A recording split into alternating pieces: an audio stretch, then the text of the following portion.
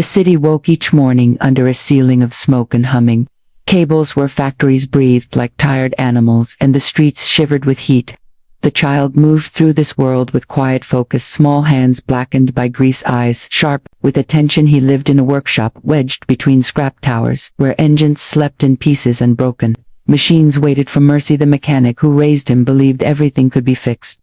If you listened long enough, he taught the child to hear the language of metal, to feel when a bolt was afraid to snap or when a motor wanted rest. The child learned patience before speed and care before force. He learned that survival was a form of kindness. People came to the shop with problems and worries and hopes tied to rusted frames. The child watched them, learned their faces, their fear of failure, their hunger for miracles. He handed tools before being asked and held lamps steady through long nights. The workshop became a refuge where sparks danced like fireflies, and time softened sometimes. The child looked up when shadows crossed the skylight.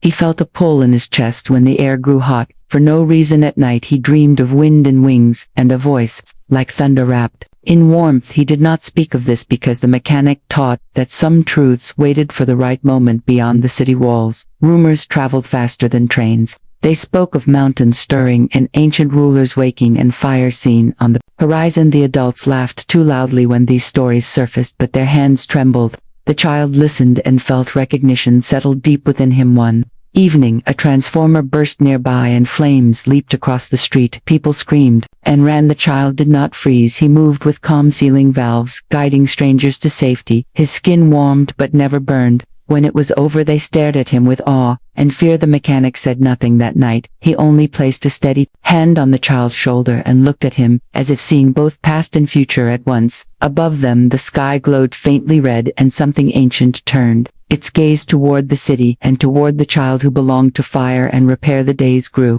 heavier as the mechanic illness deepened. His hands shook and his breath shortened, but he still came to the workshop each morning. The child took on more work, lifting engines, negotiating trades, calming angry customers. The city noticed the change, and some began to rely on the child more than they admitted. At night, the mechanic told stories in a weak voice about borders and wars long ended. He spoke of dragons as if they were storms, not monsters, forces of nature that remembered promises. Longer than people, the child listened while oil lamps flickered and shadows stretched like wings across the walls. Rumors thickened in the streets, patrols increased, and sirens tested their voices. The child felt the air change like pressure before heat. A distant roar echoed some evenings, rolling through metal and bone alike. People locked doors earlier and spoke in whispers. When the mechanic finally could not rise from his cot, the child stayed by his side, working the shop only when needed. He fixed what mattered and let the rest wait. He learned that not everything could be repaired with tools. Alone, one dawn, the sky burned orange without sun.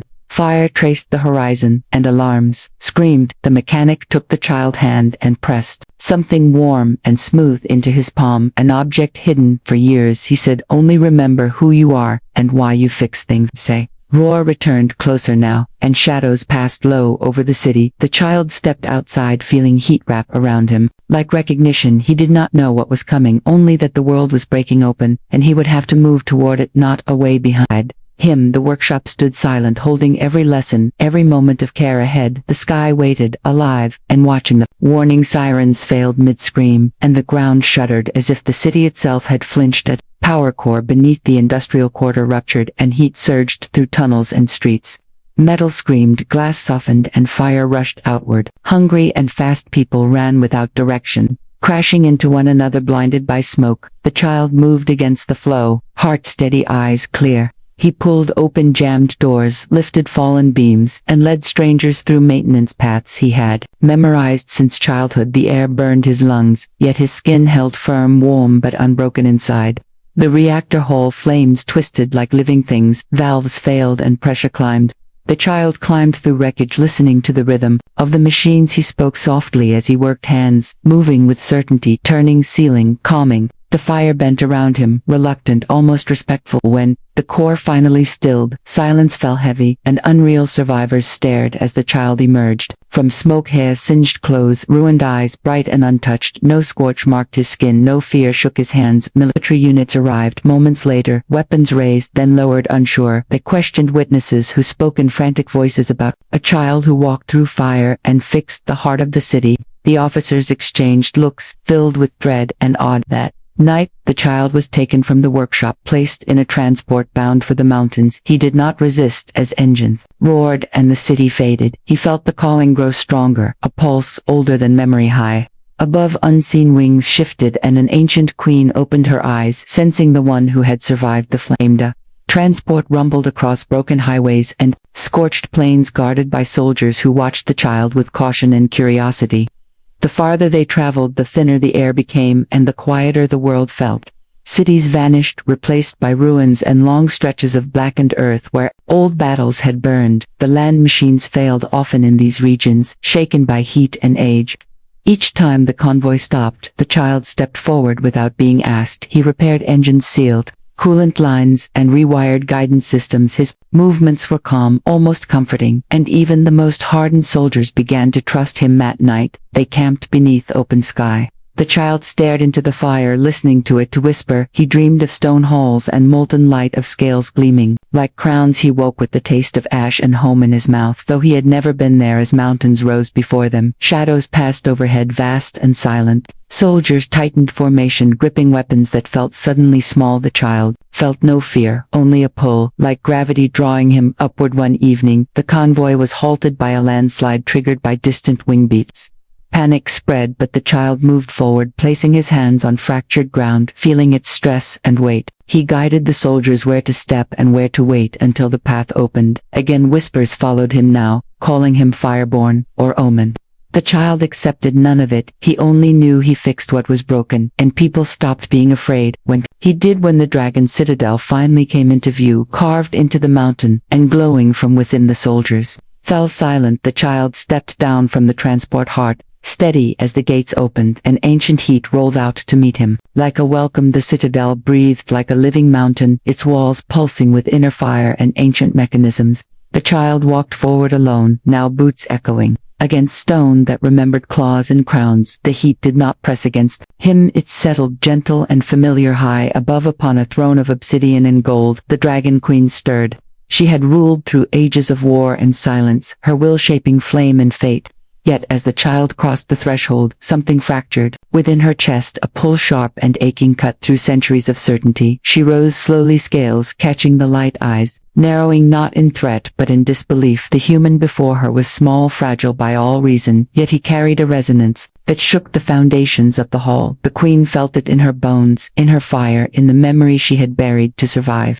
Dragons gathered along the tiers, whispering, shifting wings, scraping stone. Some smelled only human, others felt it, to that echo of kinship, impossible and undeniable. The child stopped at the center of the hall and looked up. He did not kneel, he did not challenge. He simply met her gaze with quiet steadiness. The queen felt something she had not known since before the wars, a trembling uncertainty. Images surged unbidden through her mind, an egg hidden in flame, a promise made in desperation. A small life sent away to spare it from annihilation. She had believed it lost, reduced to ash by betrayal. Her voice, when it came, was low and unsteady, carrying across the hall like distant thunder. "My son." The words shocked the court and herself alike. Silence followed, heavy and sacred. The child felt the truth settle into him like a missing piece, clicking into place. Fire flared along the walls, responding to the bond awakening. The queen stepped down from her throne, power forgotten in the face of recognition, and the world shifted on that single whispered question.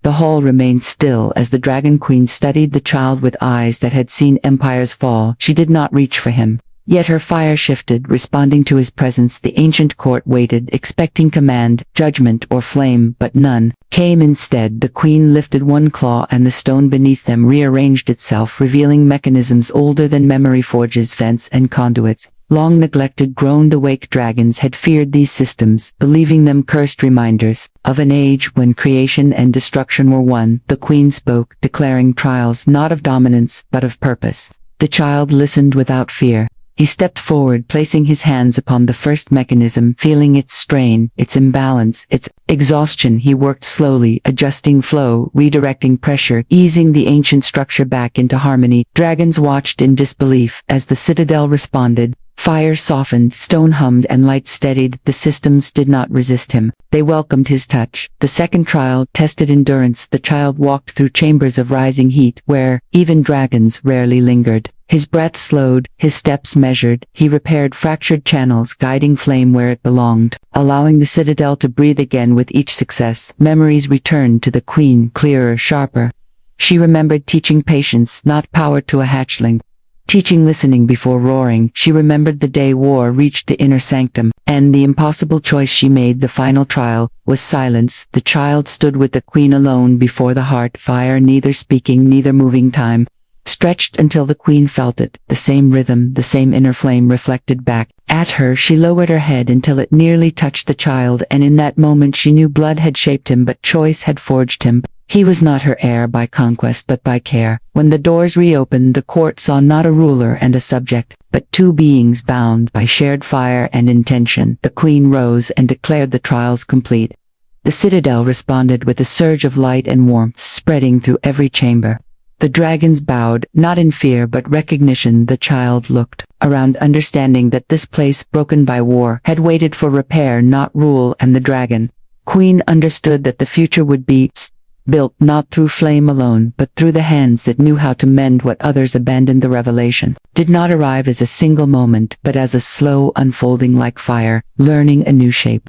The queen led the child to the deepest chamber where the heart fire burned, pure and unguarded. Dragons rarely entered this place, believing it judged all who stood before it. The child stepped forward without hesitation. The flame rose around him, not in threat, but in greeting. Wrapping him in warmth and light, it did not consume it. Listened, the queen extended her wing, and let the fire touch her as well. Memories surged between them, shared and clear. She felt his years in the workshop, the weight of tools, the care given to strangers. He felt her centuries of rule, the loneliness of command, the grief of loss, sealed away in the fire. Their bond spoke, louder than words. Blood answered blood, but spirit answered choice.